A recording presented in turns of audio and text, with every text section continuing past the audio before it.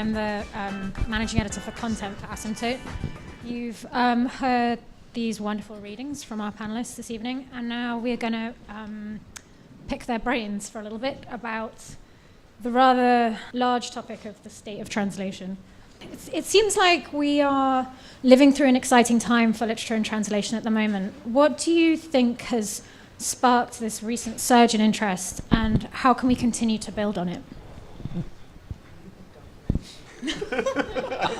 Eliot has been documenting translation for years. I've been teaching Eliot's essay so long that even when I don't see you for years, I feel like you've been in my life, you know. Thanks, Idra. Okay, when we get to the part that's deeply confessional, I'll pass it to you. Yeah, but I think that one of the great spurs for translation is cultural inferiority complex, or when one is embarrassed about one's own culture. So that you had a great moment of translation during the 1960s, during the Vietnam War, during the Civil Rights Movement, because people were really embarrassed to be Americans, and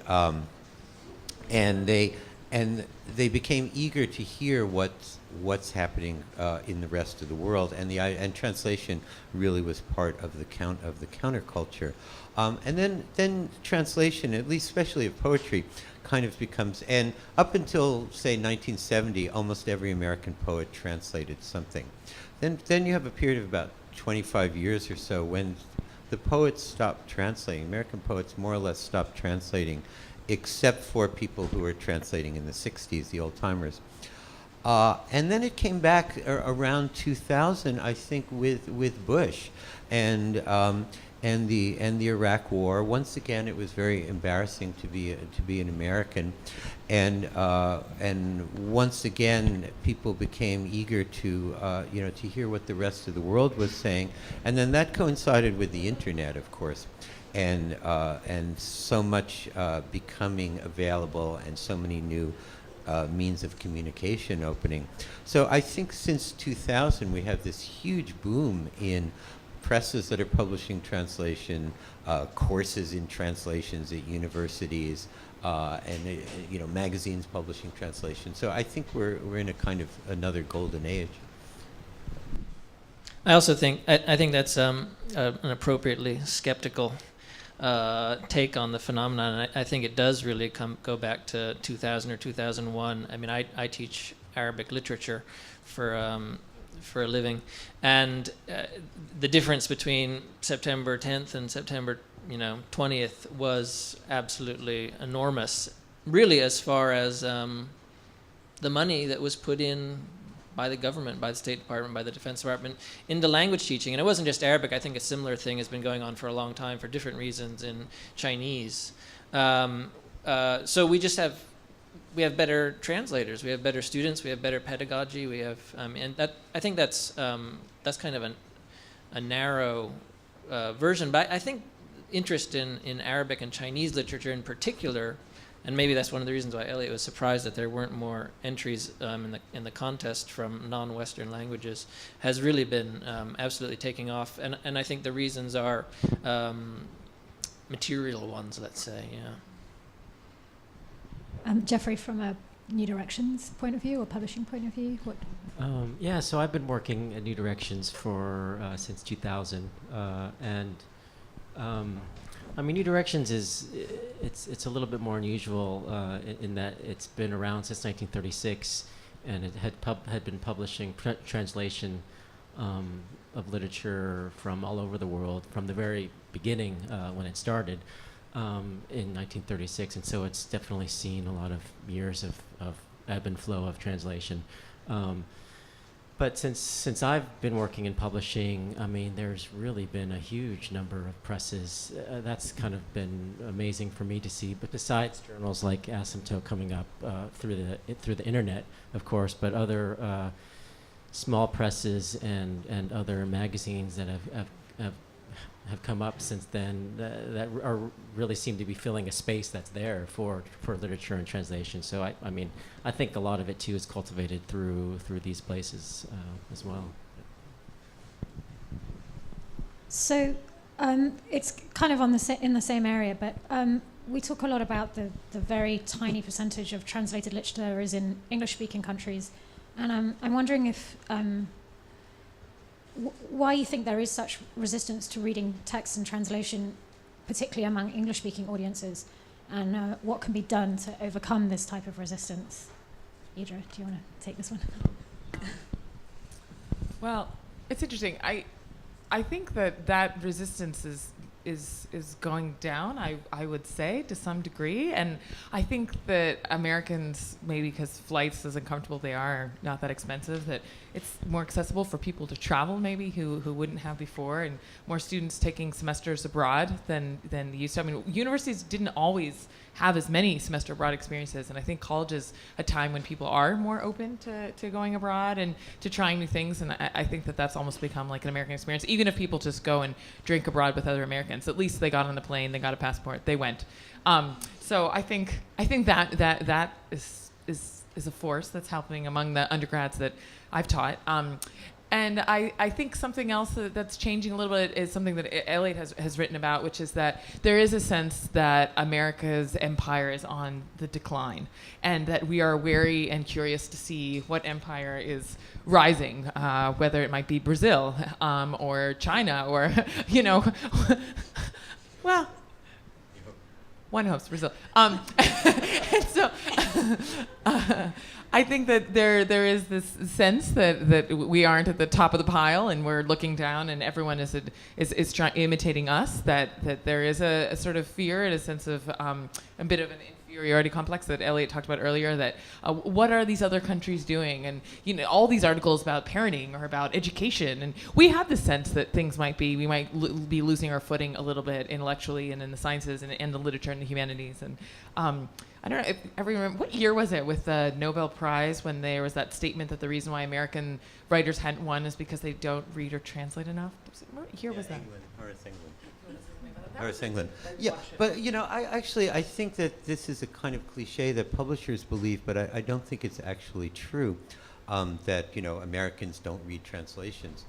It's true that very few get published, but if you look at the book industry, you basically have two large categories. One is mass market. So in mass market, what's possibly the biggest seller of the last 10 years? The Girl with the Dragon tattoo books. Then you've got all these other people that are bestsellers. The Muriel Barbary, The Hedgehog, Perez Reverte, Javier Cercas, who are all huge mass market best-selling authors, all in translation. On the other side, you have, what we all here represent, which is so-called literature, and, like serious literature. And basically, there's so many books being published now that it's rare that one's reading overlaps with somebody else's reading. So, but in terms of I think in the last 15 years, there's probably 3 writers who at least everybody I know has read, and they're not American writers, and that would be Sebald, Bolaño, and now Knausgaard. It's pretty much everybody I know has read them or is talking about them, and I can't think of any American novelist that has that same kind of common currency among readers of serious literature. So I don't really believe that Americans don't read translation. Yeah, I don't really believe that either, I have to say, although I don't know that the fault lies so much with the publishers, if only because my experience is that actually publishers would like to find the next Sebald or Bolaño, and I think those really are the relevant authors. I wonder sometimes if really, as long as we're casting around blame on other people, if it's not the reviewers. I mean, the reviewing culture for translations, to my mind, is much worse than the publishing one. I mean, to get somebody who is capable of and willing to review translations in an intelligent manner, which means dealing with the fact that it's a translation. I think those are very, very difficult to find, those types of reviewers. What would your wish list be for a good reviewer of translation? What would you hope to see? Well, I mean, obviously, you'd want somebody who can read the original, which doesn't happen very often, actually. But to deal with, and I don't want to say that, you know, when I do think that in a review of a book that's just come out by a newly translated author, a first translation as opposed to a retranslation of Dostoevsky, you really shouldn't. You really want to introduce the author. It's not about the translator, I think. Whereas when you do it, when the next Anna Karenina comes out, we know what that book is about, and we can talk about the translation. That's okay. But I do think that even initially, to not just make, you know, the kind of rote at the end of the essay, there are a few this is a great translation, but there are a few problems, and then some word choice issues which nobody cares about. That kind of philologically pedantic stuff. But to really deal with, like, okay, things like tone, things like what does it mean to be translating this novel from that place now in America, to deal with historical issues, to deal with as well as linguistic issues. I mean, really, you're just asking for more intelligent, better read reviewers. Yeah, I think there's also just a lot that we don't understand about why things succeed and why they don't. In general? So, yeah, about just truism. Yeah, no, but I mean, you know, so publishers, even the publishers who do go out on a limb and pay for a translation to be published, even if it's excellent, even if they put in, you know, every effort, even if it gets reviewed by, you know, a very reputable critic, it still might only sell 500 copies at best. And, you know, I think that the internet allows for different kinds of conversations, which may just be among English speakers from all over the world. So it's almost like a language-based as opposed to a nation-based conversation, depending on. And then if you speak French, you can participate in conversations happening in French online with readers of French all over the world. And so I think that the paradigm shifting, just because of the technology that we use and the formats that we read in, and so review culture may not be the same force that it will. That problem, I think, remains, but I think it won't ultimately be the most important thing, because I think people are more wary now of media hits, sort of like hits on Facebook or hits on, you know, tweets or something like that. And that since that doesn't require as much knowledge, it's kind of a shallow form of communication. You can just put the name out there and, you know, the image. And I think that there are new ways for international writers to get visibility than there used to be. I don't think it's only reviews the way maybe it was even 10, 15 years ago. So that's a good thing. Maybe I can expand a little bit on that and ask, what do you think the role is, or what the role can be, of translation-focused journals like Asymptote in bringing literature and translation to a wider audience? And how might this vary from more traditional English language, let's say, journals in print?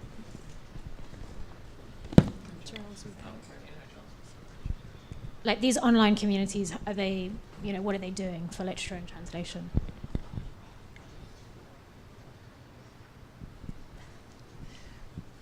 Okay. Well, I think specifically Asymptote, one thing that's really great about Asymptote is actually how much thought goes into the presentation online. I think, you know, it looks really good, and it looks like something you want to read, and everything it's very accessible, you know. So specifically Asymptote offers, I think, you know, I love the audio, actually, that you can hear the work in the original language, which of course you can't do in a print journal unless you have like a singing birthday card or something. You can't do it in a print journal, and you can't do, you know, in a lot of other stuff that you find online, actually. So I think that adds a dimension to what people are understanding about a certain writer. And I don't know, something about the facility of the website that you can just kind of click on one thing, click on a button and see the original, and it's in the original text, and see the translation. And anyone can see it. You have some information about, everything is kind of condensed in a bite-sized form also, so that you have the bio of the author, the bio of the translator, and then you can just read it, and it doesn't take that much time, which I think is actually what's stopping a lot of people from reading most of the time. So. Yeah, I mean, I've thought from the beginning that the internet is a fantastic thing for literature, because after all, reading serious literature is a minority interest, and the great thing about the internet is that it hooks up all of these people in obscure corners of the globe who share that minority interest. And so there's the mass market side of the internet, but there's also this idea of, if you're a fan of an obscure silent movie star, you can find the 5 other people in the world who are also fans of that movie star. And the same thing with, say Serbian poetry in translation. You can find the other people, you have access to it. And it also means that if you're from a village somewhere and you have computer access, you don't have to move to the urban center to be able to find out what's going on.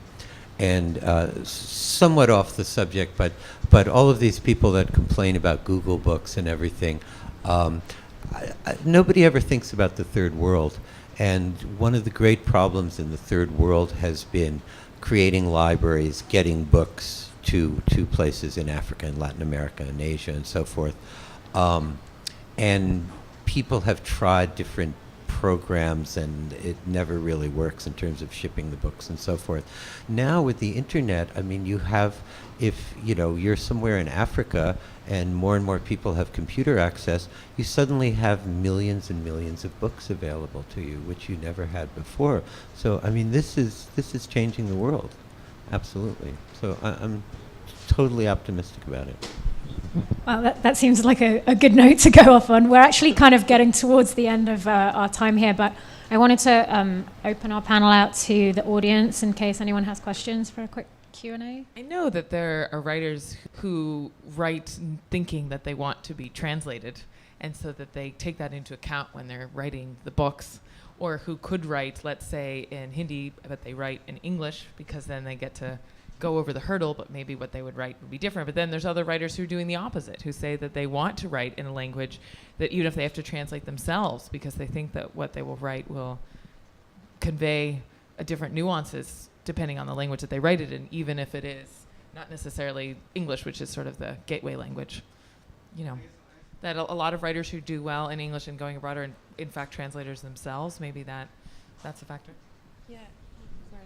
I just quickly, also this gives me an opportunity to say that the piece that I read was by Breitenbach, and it was translated by him from Afrikaans, and he's a South African writer who is well loved in South Africa, but is not as read here, I think is fair to say, and he is somebody, I mean, I don't know if you heard the excerpt, but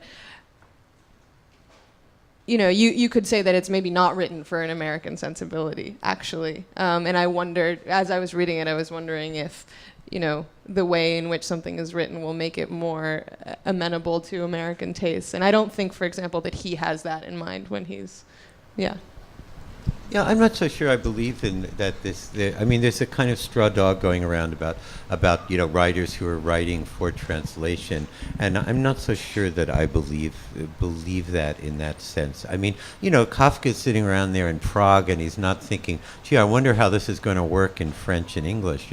I mean, you create this kind of international. I mean, some writers are of international interest, and some writers are more of local interest. And that's just what happens. But I don't really believe that I mean, I don't believe that Murakami is writing for an American audience at all. And then Murakami is a very special case because he actually gets Americanized in that they cut out hundreds of pages from all of his books, so that there's what we're reading is what editors have done to Murakami.